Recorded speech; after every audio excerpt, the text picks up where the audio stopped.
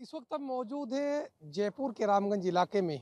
ये वही जयपुर का रामगंज इलाका है जो आज से 2 बरस कबल शब कद्र के रात के मौके पर यहाँ पर हज़ारों लोगों का हुजूम नज़र आया करता था।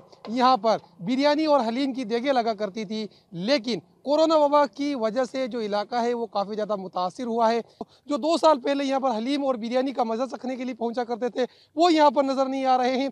तमाम जो इलाके के जो तमाम रास्ते हैं, उन रास्तों को पुलिस की जानिब से बैरिकेड्स लगाकर जो है बंद कर दिया गया है। पुलिस के जवान मुसलसल तौर पर यहाँ पर जो है गश्त करते हुए नज़र आ रहे हैं। बहरहाल जो बड़ी बात है वो ये है कि जो जयपुर की आवाम है, जो हुकूमती गाइडलाइन जारी की गई है, उसकी कहीं ना कहीं हिमायत देती हुई नज़र आ रही है। और जिस तरह से आज शब कद्र के मौके पर जयपुर की सड़कों पर माहौल नज़र आ रहा है, उसके मद्देनज़र यही कहा जा सकता है कि आवाम ने एक मरतबा फिर राजस्थान हुकूमत की जानिब से जो अपील की गई है घरों में रहने की, उसको लब्बे कहा है। बहरहाल आप देख सकते हैं सुनसान बयाबान तमाम जो सड़कें हैं दारुल हुकूमत जयपुर की, वो नज़र आ रही है। जो बड़ी बात है वो ये है, आज शब कद्र का मौका है और शब कद्र के मौके पर जो जयपुर की आवाम है वो अपनी घरों में ही रहकर इबादत करती हुई नजर आ रही है। बहरहाल अब देखने वाली बात होगी कब तक कोरोना से इसी तरह से लोग मुतासिर होते रहेंगे या फिर जल्द ही जो रौनक है वो वापस दारुल हुकूमत जयपुर की सरजमीन पर लौटती है।